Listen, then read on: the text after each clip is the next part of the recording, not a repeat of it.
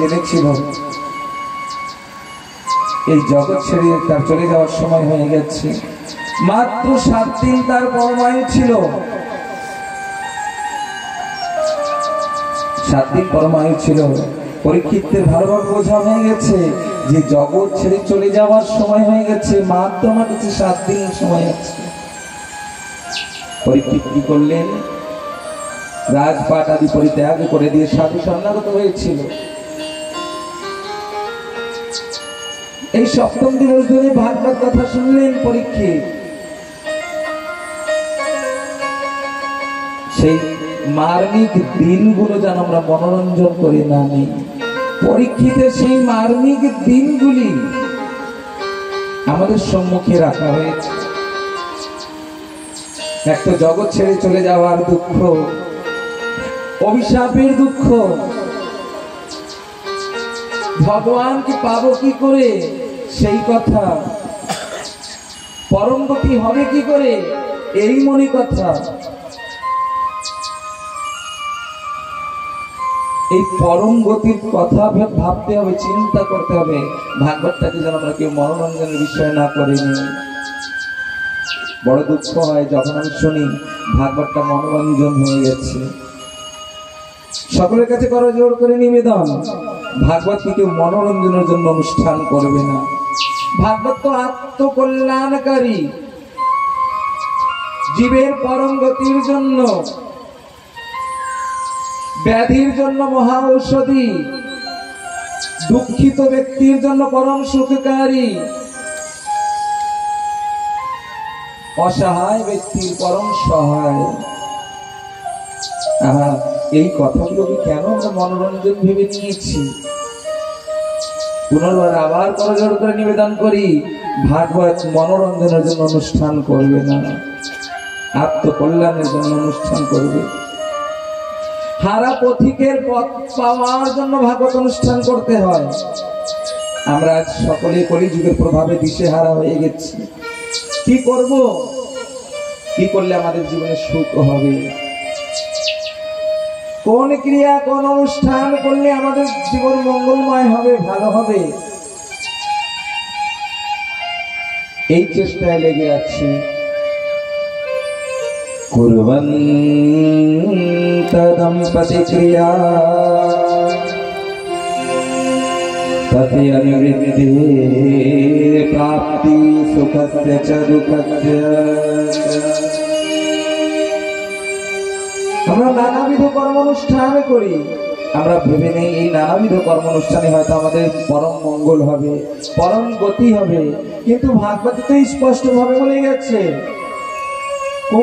কুর্বন্তে দম্পতি ক্রিয়া তাতে অনিবৃত্তির প্রাপ্তি সুখস্য চ দুঃখস্য চ। এই নানাবিধ অনুষ্ঠানে আমাদের সুখ অবশ্যই হতে পারে কিছু ক্ষণের জন্য, কিছু সময়ের জন্য, কিন্তু নিত্য সুখ কদাচিত হবে না। বলছে নিত্য সুখ, নিত্য মঙ্গল, পরম মঙ্গল জীবের কিভাবে হবে? বলছে উপাদিষ্ঠ পুরুষম ভগবন্তম জনার্দন।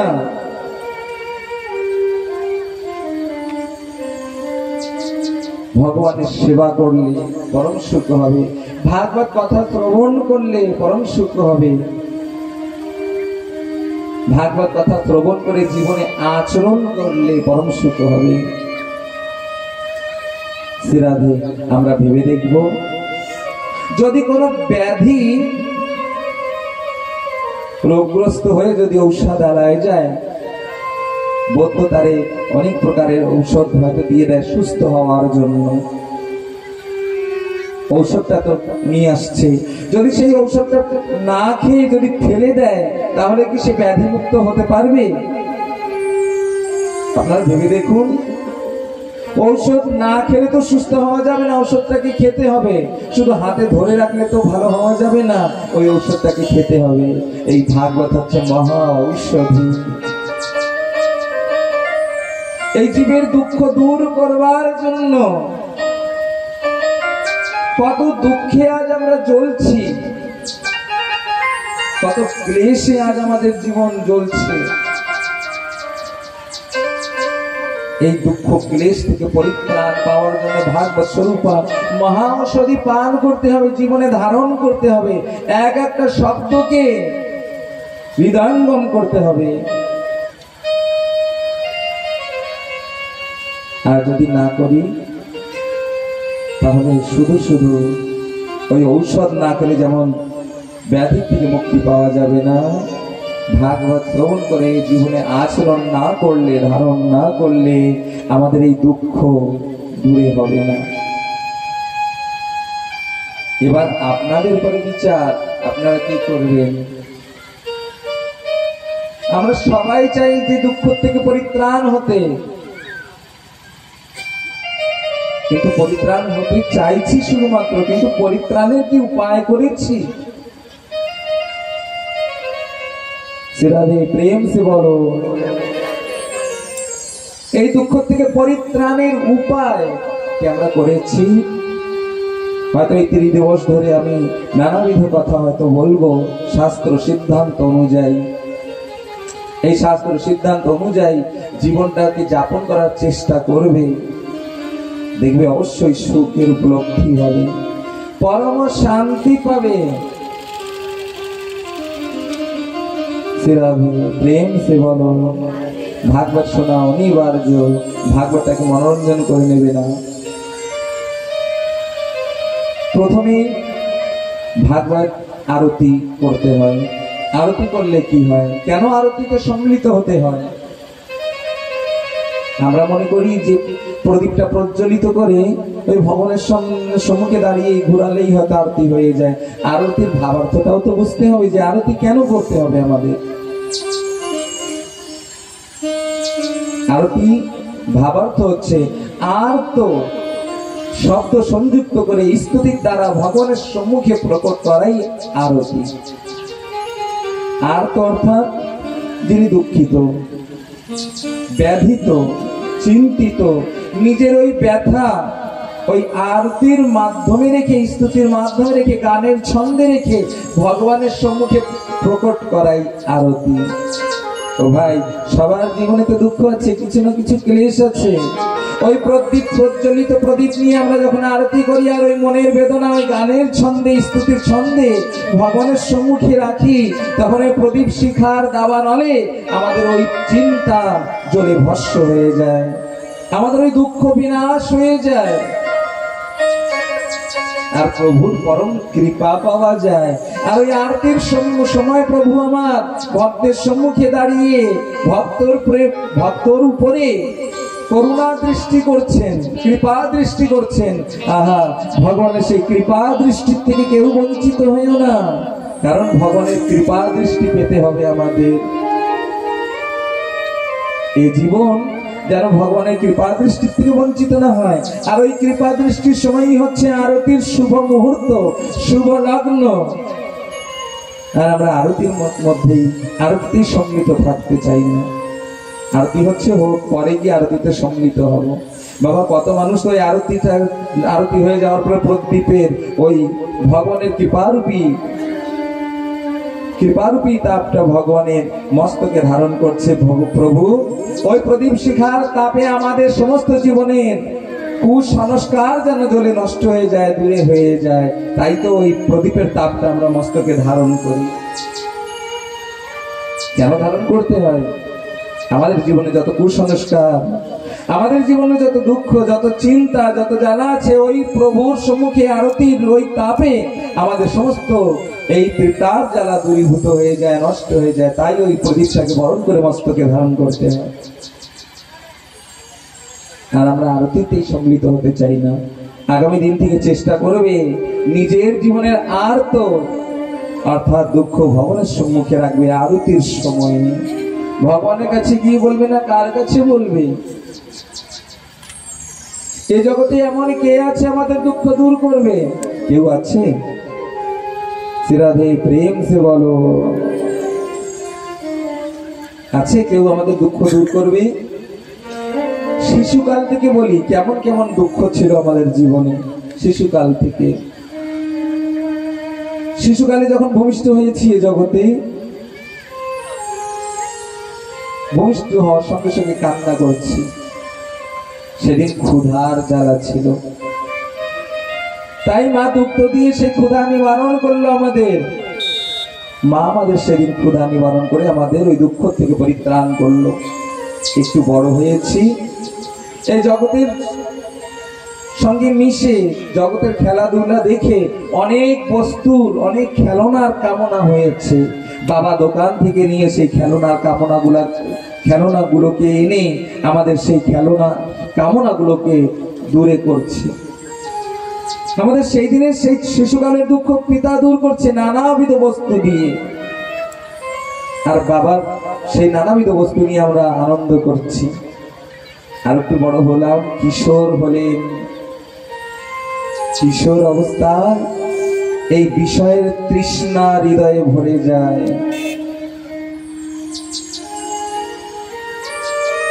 বিষয়ের তৃষ্ণা হৃদয়ে ভরে যায়।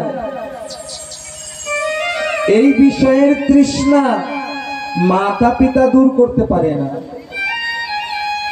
ছেলেটা হয়তো গিয়ে কখনো মা বাবার কাছে বলবে, আমাকে ভালো দামিও গাড়ি কিনে দাও, মোবাইল কিনে দাও। মা বাবা হয়তো সামর্থ্য এনে দিয়েছে, তাদের গাড়িটা নিয়েছে, মোবাইলটা নিয়েছে, চালিয়েছে, কয়েকদিন পরেই হয়তো নষ্ট হয়ে গেছে। এরপরে আরো অধিক প্রবল কামনা যেদিন বাড়ছে, সেদিন মা বাবা আর এই দুঃখ দূর করতে পারছে না। এরপরে প্রবল কামনা, গৃহস্থ হওয়ার কামনা। গৃহস্থ যখন হয়েছে, তখন গৃহস্থ বিষয় বস্তু কামের কামনা উৎপন্ন হলো। এইবার এই কামনা দূর করতে সক্ষম মা বাবা নয়, এখানে স্ত্রী সহযোগ করছে তাকে। সংসার পরিচালনা হচ্ছে, আরো বিষয়ের তৃষ্ণা বেড়ে যাচ্ছে। জীবনের নিজ কর্ম গুণে, নিজ কর্ম অনেক প্রকারের বিপত্তি যখন ঘিরে ধরে চারিধার থেকে, এই বিপত্তির থেকে না মা বাবা পরিত্রাণ করতে পারে, না টাকা পয়সায় পরিত্রাণ করতে পারে, না ভাই বন্ধুতে পরিত্রাণ করতে পারে, আর না স্ত্রীতে পরিত্রাণ করতে পারে। কিছু পর্যন্ত তো মা বাবা, ভাই বন্ধু, স্ত্রী বা বন্ধু বান্ধব সকলে আমাদের দুঃখ দূর করতে পারবে কিছু সময় পর্যন্ত। এরপরে যখন বিষম পরিস্থিতিতে আমাদের জীবন ঘিরে আসে চতুর্দিক থেকে, তখন কোথায় যাই আমরা? তখন ওই মন্দিরে আসতে হয়, মায়ের সম্মুখে গিয়ে মাকে বলতে, মা এ জগতে আর কেউ পারছে না আমাদের দুঃখ দূর করতে, তুমি আমাদের দুঃখ থেকে পরিত্রাণ করো, আমাদের কষ্ট থেকে কষ্ট নিবারণ করো। ভগবানের সম্মুখে যেতে হয় সেদিন। এই জগৎ থেকে পরিত্রাণ হলে ভগবানের সম্মুখে আসতেই হবে। এই আশাটা যদি প্রথম জীবন থেকে হতো, এত কামনা হতো না জীবনে, এত দুঃখ হতো না জীবনে। প্রথম জীবন থেকে এই ঈশ্বরের সম্মুখে আসার যদি ভাব হতো, ভগবানের কৃপা দৃষ্টি যদি সদা সর্বদা আমাদের উপরে হতো, আর ভগবানের কৃপা দৃষ্টি পেতে হলে ভগবানের সম্মুখে যেতে হয়। আপনারা তো অনেক মানুষ আসছেন এই আসরে, ভগবানের কৃপা দৃষ্টি বরিশান হয়। এই কৃপা দৃষ্টিতে শুধু আপনারাই সিক্ত হচ্ছেন। আচ্ছা বলুন, আপনাদের ভাই বন্ধু আত্মীয় স্বজন সকলকে কি সঙ্গে করে নিয়ে আসছেন? সেরাধে প্রেম সে বলো, সকলকে আনছেন? আচ্ছা, তাহলে প্রভুর কৃপা দৃষ্টি তো শুধু আপনাদের পরে হচ্ছে। আপনারা প্রভুর সম্মুখে নিজ নিজ আত্মীয় স্বজনের গ্রামের মঙ্গলের কামনা করছেন, কিন্তু মঙ্গলের কামনা তো করছি আমরা, কিন্তু প্রভুর সম্মুখে কৃপা দৃষ্টি তো হচ্ছে না তাদের উপরে। শুধু কামনাই হচ্ছে, আমার ভাই বন্ধু আত্মীয় স্বজন সকলকে ঠাকুর তুমি ভালো রেখো, মঙ্গল করো, কিন্তু ঠাকুরের কৃপা দৃষ্টি তো তাদের উপরে পরিশ্রম হচ্ছে না। কারণ হয়তো আপনারা যখন আসছেন, আপনাদের ভাই বন্ধু আত্মীয় স্বজনকে এখানে আসার কথা বলতে হয়তো ভুলে গেছেন। হয়তো কেউ কেউ বলেছে কিন্তু তারা হয়তো আসেনি। আবার কেউ কেউ তো বলেই নেই, ইচ্ছা করে বলেনি। বাবা তোর সেখানে ভাগবতে গিয়ে কি শুনবি তুই?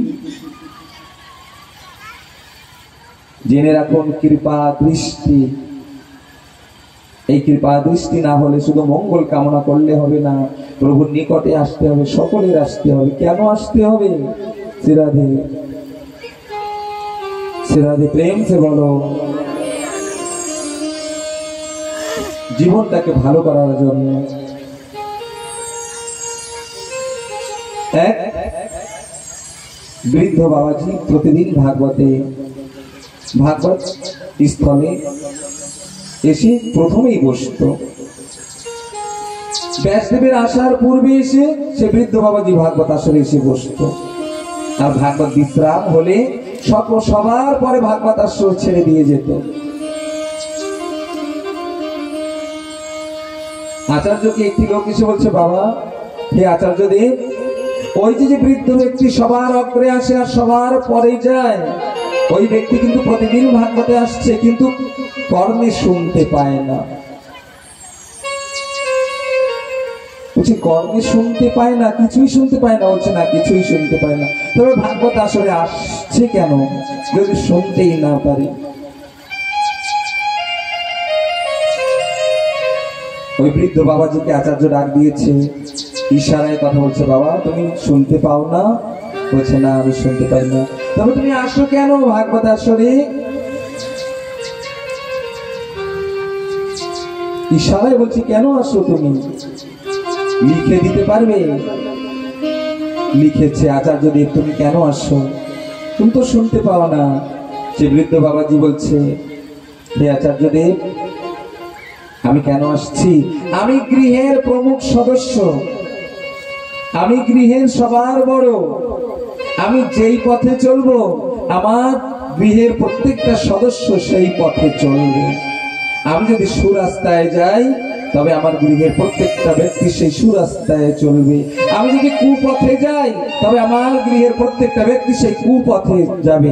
আমি যদি ধর্মপথে চলি তাহলে আমার প্রত্যেকটা আমার অনুচর, আমার যত গৃহের সদস্য আছে তারা সকলে ধর্মপথে চলবে।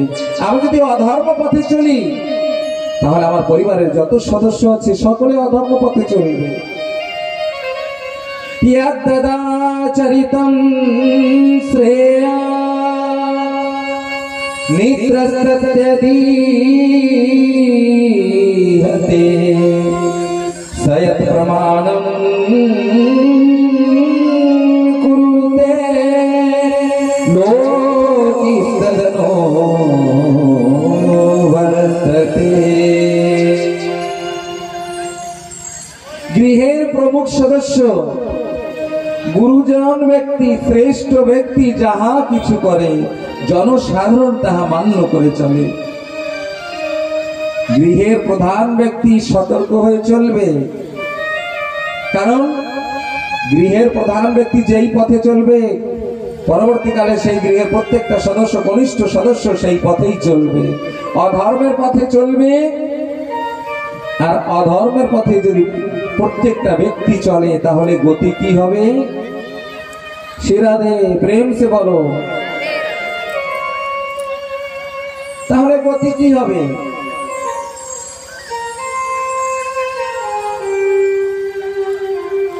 গৃহে মহাভারত প্রমাণ আছে।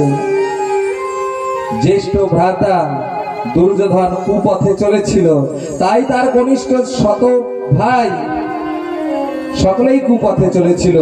গতি হয়েছিল কি? অধর্ম পথে চললে। কেন চলেছে? কারণ জ্যেষ্ঠ চলছে তাই। বাবা তুমি একজনের বিনাশ, নিজের শুধু বিনাশ করছো না, তুমি সকলের বিনাশ করছো এই জগতে এসে। ভেবে দেখবে একবার নিজের কথা। তুমি তো কুপথে চলছো গৃহের প্রধান সদস্য হয়ে, কিন্তু তুমি কুপথে চলছো, অধর্মের পথে চলছো। তুমি নিজের শুধু বিনাশ করছো না, তুমি পরিবারের সকল সদস্যর বিনাশ করছো, কারণ তোমার পথ অনুগামী সকলে করছে। দুর্যোধনের শত ভাই মারা গেছে শুধু দুর্যোধনের কারণে। ভীষ্ম পিতামহ পূর্বকালে গন্ধর্বকুলের গন্ধর্ব ছিল। বশিষ্ঠ ঋষির আশ্রমে গিয়েছিল নিজের সব 8 ভাই সহ, আর বশিষ্ঠ মুনির আশ্রম থেকে গাভী চুরি করেছিল। জ্যেষ্ঠ ভাই বিশ্ব পিতামহ ছিল গন্ধর্বকুলের, তাই ভাই ভ্রাতা জ্যেষ্ঠ ভ্রাতা যেই পথে চলেছিল গন্ধর্বগণ সেই পথেই চলেছিল, গাভী চুরিতে সহযোগ করেছিল। বশিষ্ঠ ঋষি অভিশাপ করেছিল, মৃত্যুকুলে তুমি দুঃখ কষ্ট পাবে। হিসাব করবে মহাভারত, ভাগবত ইত্যাদি যত পূর্ব চরিত্র আছে ধর্ম চরিত্র আমাদের শিক্ষা দেওয়ার জন্য।